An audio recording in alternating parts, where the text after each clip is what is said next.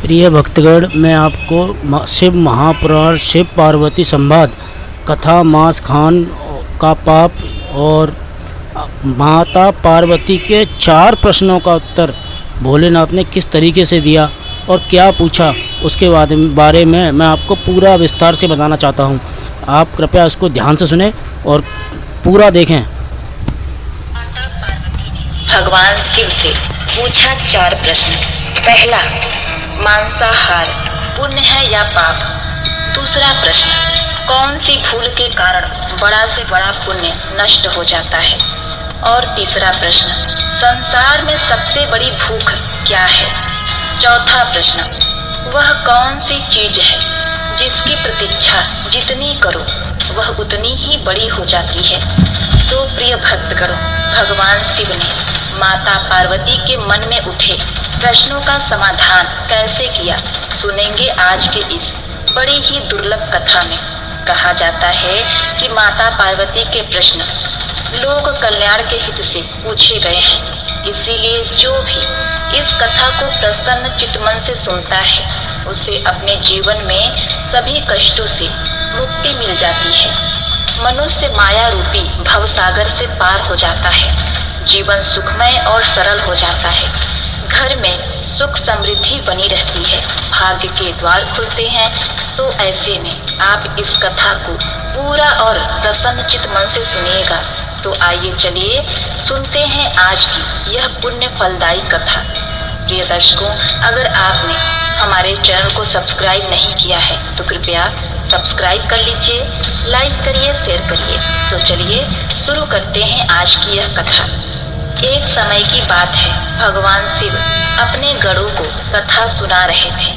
तभी माता पार्वती वहां आ जाती है और बड़े ही प्रेम से शिव जी के चरणों में पुष्प अर्पित करती है, उनकी वंदना करती है।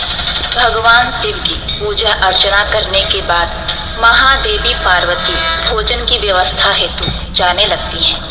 उन्हें जाते देखकर महादेव ने कहा, हे उमा, हे प्रिय, आज आपके मन में कोई प्रश्न नहीं आ रहा है? यदि कोई प्रश्न है तो पूछिए। तब देवी पार्वती ने महादेव से कहा, हे प्रभु, हे नाथ, आप तो समस्त गणों को कथा सुना रहे हैं, तो ऐसे में मैं आपसे कुछ कैसे कहूँ? माता पार्वती की बातों को सुनकर शिव जी ने सभी गणों को वहां से जाने को कहा तथा उन्होंने एकांत की मांग की। समस्त गणों के चले जाने के बाद भगवान शिव ने उनके मन में क्या प्रश्न चल रहा है बताने को कहा। तब देवी पार्वती भोलेनाथ के समीप बैठते हुए कहा, हे देव, हे प्रभु, मैंने आज पृथ्वी पर जो भी देखा उससे मेरे मन में 4 प्रश्न उत्पन्न हुए हैं। इन प्रश्नों के उत्तर देने की कृपा करें। तब शिव जी ने कहा, हे देवी, आपके मन में जो प्रश्न उठे हैं मैं उसका उत्तर देके आपको संतुष्ट करने का प्रयास करूंगा। आपका प्रश्न क्या है? आप अपना प्रश्न पूछिए। तब देवी पार्वती ने कहा, हे देवाधिदेव, हे महादेव, मेरा पहला प्रश्न है, मांसाहार पुण्य है या पाप? और मेरा दूसरा प्रश्न है, कौन सी छोटी सी भूल के कारण बड़ा से बड़ा पुण्य नष्ट हो जाता है? और तीसरा प्रश्न, संसार में सबसे बड़ी भूख क्या है? और चौथा प्रश्न, वह कौन सी चीज है जिसकी प्रतीक्षा जितनी करो वह बढ़ती ही जाती है? भगवान शिव ने कहा, हे देवी, इसके लिए मैं आपको एक कहानी सुनाने जा रहा हूँ, तो उसे ध्यान पूर्वक सुनिएगा। तब देवी पार्वती ने कहा, हे नाथ, आप कथा का आरंभ करें, मेरा चित्त कथा में ही लगा रहेगा।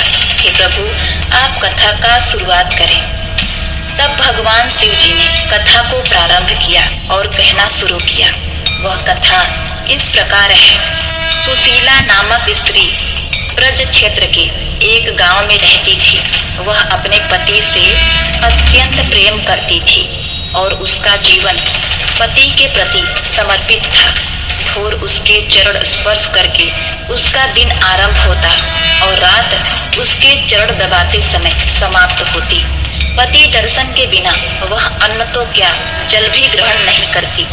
वह अपने गांव में ही नहीं, संपूर्ण ब्रज क्षेत्र में पतिव्रता के रूप में जानी जाती थी।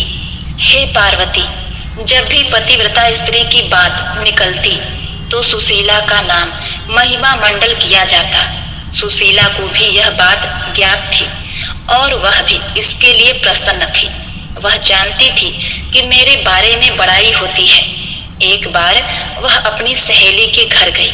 वहां पहुंचकर उसने देखा कि उसकी सहेली घर में तरह तरह के व्यंजन बनाए हुए थी। उन व्यंजनों की खुशबू पूरे घर में फैल रही थी। सुशीला ने अपने सहेली से पूछा, सखी क्या बात है, आज कोई विशेष आयोजन है क्या? सहेली बोली, नहीं, ऐसी कोई बात नहीं है। सुशीला ने कहा, तो अवश्य ही तुमने अपने पति के लिए बनाए होंगे। सहेली बोली, नहीं, वो तो परदेश गए हुए हैं, ये सब तो मैं अपने लिए बनाई हूँ। यह सुनकर सुशीला चकित रह गई। बोली, सखी कैसी स्त्री हो तुम? तुम्हारा पति परदेश में है और तुम उनकी अनुपस्थिति में ऐसे व्यंजन पकाकर खा रही हो। पतिव्रता स्त्री को तो पति के दर्शन किए बिना जल तक ग्रहण नहीं करना चाहिए। मुझे ही देख लो, मैं जब तक उनका मुख नहीं देख लेती हूँ अन्न जल ग्रहण नहीं करती। इस बात पर सहेली तुनक्कर बोली, सुशीला बहन, यदि पति के न होने पर मैं व्यंजन खा रही हूँ, इसका अर्थ कदापि नहीं कि मैं उनसे प्रेम नहीं करती। मैं उनके सामने भी खुश रहती हूँ, खाती हूँ, पीती हूँ और उनके पीछे भी। व्यर्थ का ढकोसला मुझे नहीं होता और न ही मेरे पति चाहते हैं कि मैं उनके सामने ढकोसला मानूं। वे मुझे स्वस्थ देखना चाहते हैं और कहते हैं, मैं इसीलिए तो कमाता हूँ ताकि तुम भूखी ना रहो। हम एक दूसरे से प्रेम करते हैं और उसे जताने के लिए हमें अन्न जल त्याग करने की आवश्यकता नहीं है। हे पार्वती, इस प्रकार से उस सहेली ने जवाब दिया। सहेली का दो टुक उत्तर सुनकर सुशीला को बुरा लगा। वह प्रतिकार किए बिना रह न सकी और बोली, तुम्हारे अनुसार जो सही है वो करो, किंतु मैं कहूंगी कि यह पतिव्रता धर्म नहीं है। शास्त्रों के अनुसार पतिव्रता स्त्री को पति का मुख देखे बिना, उनके खाए बिना अन्न जल ग्रहण नहीं करना चाहिए। इसके बाद वह अपने घर चली गई। घर आकर उसने सारी बात अपने पति को बताई और पूछा कि बताओ, क्या मैं गलत हूँ? पति सुशीला की अपने प्रति कर्तव्य परायणता और प्रेम से अभिभूत था, किंतु यह भी सोचा करता था कि पति के दर्शन बिना अन्न जल ग्रहण न करना व्यवहारिक नहीं है। यदि पति 1 माह के लिए कहीं चले जाए तो बिना अन्न जल के स्त्री जीवित कैसे रहेगी? इसीलिए उसे लगता है कि कहीं सुशीला का यह व्यवहार मात्र ढोंग तो नहीं। उस दिन उसने निश्चय किया कि वह सुशीला का परीक्षा लेगा। इसके बाद वह सुशीला को परखने लगा। कभी वह खेत से देर से लौटता तो कभी स्नान करने में विलंब करता, कभी परोसा हुआ भोजन छोड़कर काम का कोई बहाना करके घर से निकल जाता। सुशीला हर बार उसकी परीक्षा में खरी उतरी। एक दिन पति ने सुशीला से कहा, आज मेरा मन पुआ और खीर खाने का है, तुम झटपट दोनों व्यंजन तैयार करो, मैं खेत से आता हूँ। कहकर वह घर से निकल गया। सुशीला पुए और खीर बनाने में जुट गई। जब पुए और खीर तैयार हो गए तो उनकी खुशबू से सुशीला के मुंह में लार टपकने लगी, मगर उसका पति घर पर नहीं था। इसीलिए वह दरवाजे पर बैठकर उसकी प्रतीक्षा करने लगी। आधा दिन बीतने के बाद उसका पति आया तो उसने कहा, जल्दी से स्नान करके आइए, पुए और खीर मैंने कब से तैयार कर रखे हैं। प्रिय भक्तगणों, तब माता पार्वती ने कहा, हे प्रभु, तब क्या हुआ? शिव जी ने कहा, हे पार्वती, पति सुशीला की परीक्षा लेने को आतुर था। वह बोला, तनिक मैं अपने मित्र के घर से होकर आता हूँ। और यह कहकर वह घर से चला गया। सुशीला का भूख से बुरा हाल था, मगर वह अपने पति को रोक न सकी। वह फिर उसकी प्रतीक्षा में बैठ गई। उसका पति शाम को आया तो सुशीला बोली, अब झटपट नहा लो, सुबह से पुए और खीर बनाकर रखी हूँ, कब खाओगे? पति कुछ देर थका होने का बहाना करके आनाकानी करता रहा, किंतु सुशीला के बार बार जोर डालने पर वह लोटा, बाल्टी और रस्सी लेकर कुएं पर स्नान करने चला गया। सुशीला प्रसन्न थी कि अब उसे पुए और खीर खाने को मिलेंगे। कुछ ही देर बाद उसे पति के पैरों की आहट सुनाई पड़ी और उसका हृदय पुए और खीर खाने के बारे में सोचकर प्रफुल्लित हो उठा। हे पार्वती! किंतु तभी घर के देहरी पर उसके पति का पैर फिसला और वह गिर पड़ा। सुशीला दौड़कर उसके पास गई और उसे उठाने का प्रयास करने लगी। उसका पति चारों खाने चित था, उसकी आंखें फैल चुकी थी। कुछ ही देर में सुशीला को समझ में आ गया कि अब उसका पति नहीं रहा, उसकी मृत्यु हो गई। उसका हृदय द्रवित हो गया, वह दहाड़ मारकर रोना चाहती थी। प्रिय भक्तगणों, भगवान शिव की यह बात सुनकर माता पार्वती सहम गई। उन्होंने कहा, हे प्रभु, बेचारी सुशीला के साथ तब क्या हुआ, आगे कहिए। भगवान शिव ने कहा, हे प्रिय, उसका हृदय द्रवित हो गया, वह दहाड़ मारकर रोना चाहती थी। तभी उसे पुए और खीर का ध्यान आया। उसे खाने के लिए वह सुबह से प्रतीक्षारत थी। उसने सोचा कि पति तो जीवित नहीं, रोने धोने से भी जीवित नहीं हो पाएंगे, पड़ोसी अवश्य जुट जाएंगे, फिर पुए और खीर खाने का अवसर प्राप्त नहीं हो पाएगा। इसीलिए ऐसा करती हूँ कि पहले पुए और खीर खा लेती हूँ, फिर रोना धोना करूंगी। यह विचार आते ही वह झटपट रसोई में गई और पुए खीर उड़ाने लगी। भर पेट बैठकर जल्दी जल्दी खाने लगी। पार्वती, उसका पति वास्तव में मरा नहीं था, बल्कि उसकी परीक्षा ले रहा था। वह चुपके चुपके सुशीला को देखता रहा। मन भरकर खाने के बाद सुशीला मुंह धोकर लंबा सा घूंघट ओढ़कर पति के सामने गई और उसे सीने से लगाकर दहाड़ मारकर रोने लगी। वह कहते चली जा रही थी, तुम तो चले गए परधाम, मैं यहाँ आंसुअन बहाती रह गई, तुम मुझे काहे गए छोड़कर। उसका पति कुछ देर तक उसका नाटक देखता रहा।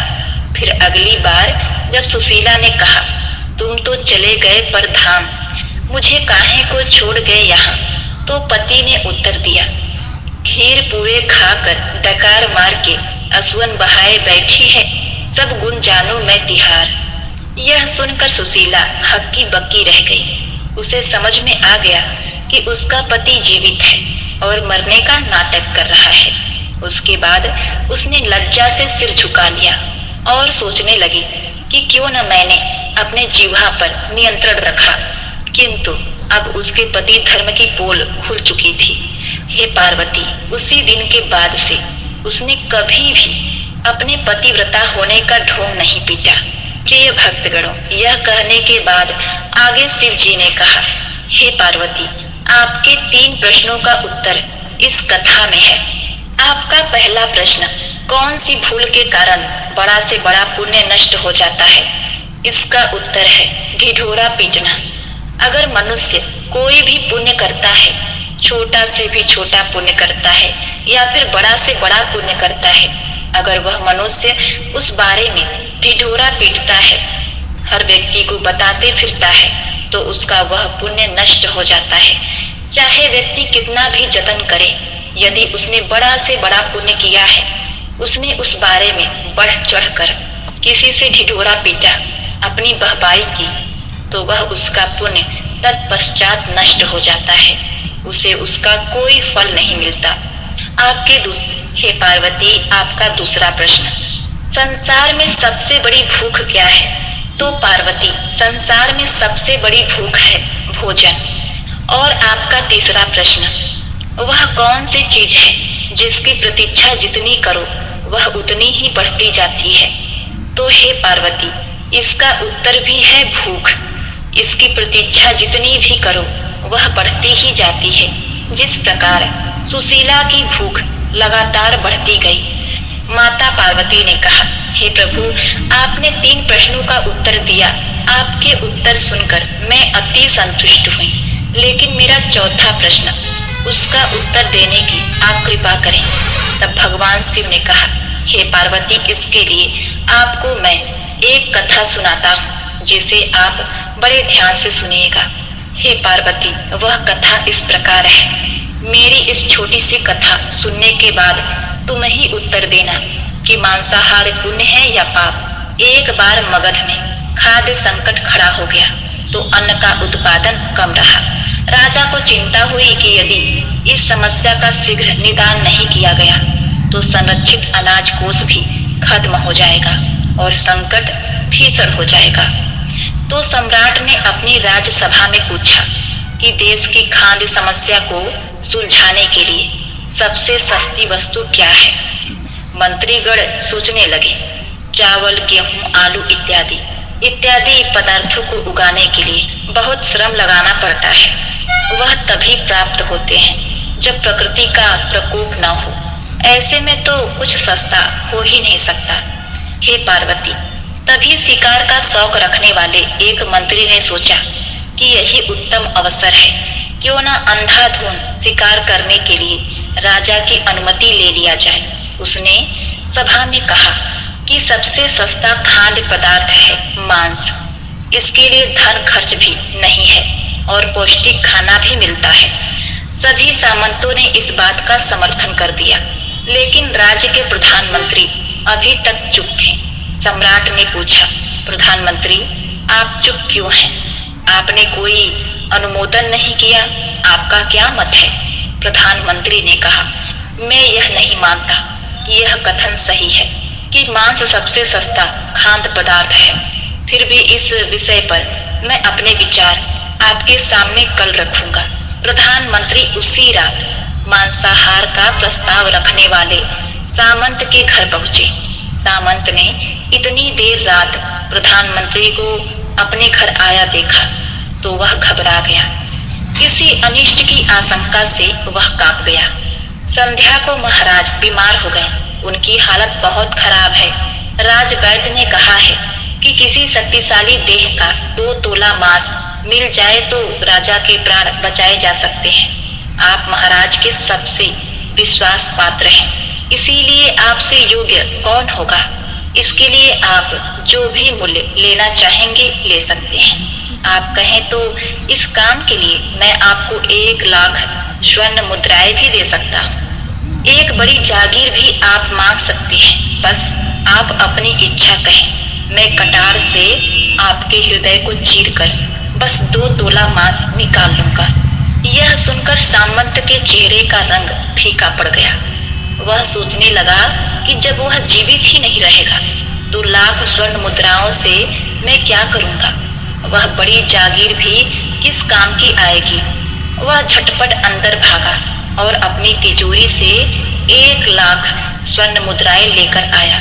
मुद्राएं देकर उसने प्रधानमंत्री के पैर पकड़ लिए और गिड़गिड़ाते हुए बोला, श्रीमंत, मैं आपकी 1 लाख मुद्राओं में अपनी 1 लाख मुद्रा और मिलाता हूँ। इस पैसे से आप किसी और सामंत के हृदय का मांस खरीद लें, किंतु मुझे जाने दें। यह बात किसी को पता न चले, मैं आपसे आग्रह करता हूँ।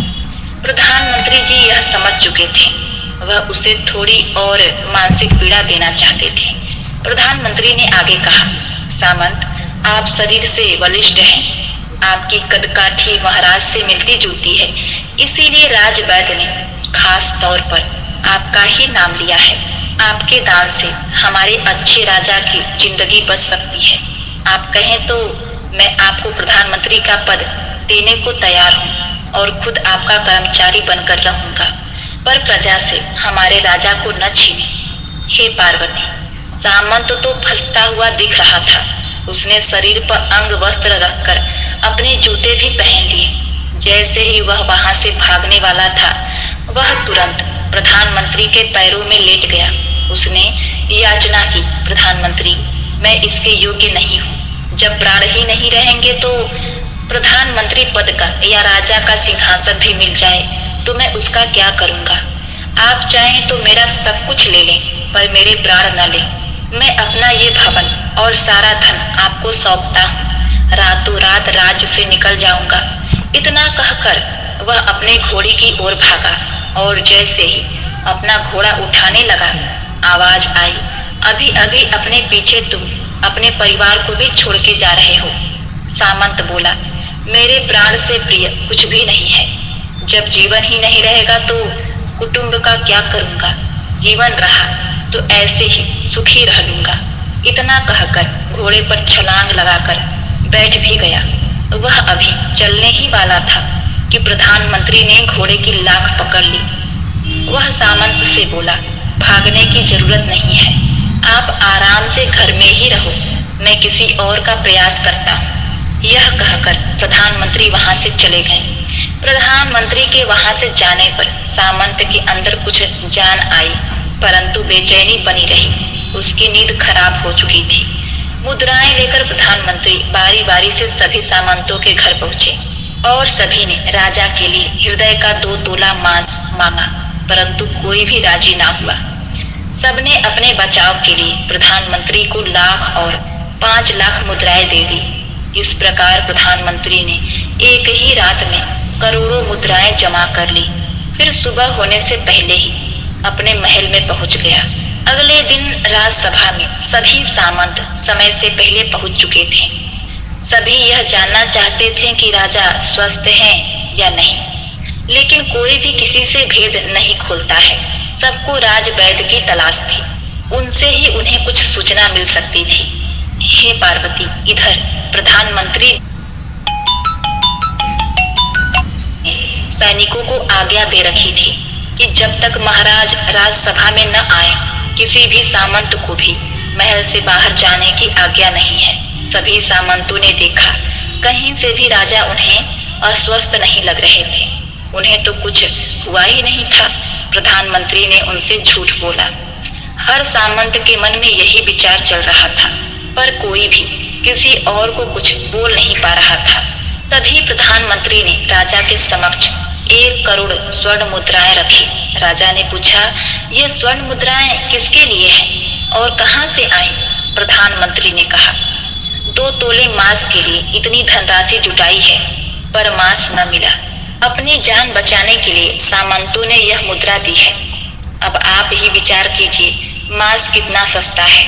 राजा को यह बात समझ में आ गई और उन्होंने प्रजा को अतिरिक्त परिश्रम करने का निवेदन किया और राजा के अनाज भंडार से अनाज निकालकर श्रमिकों को दिया गया।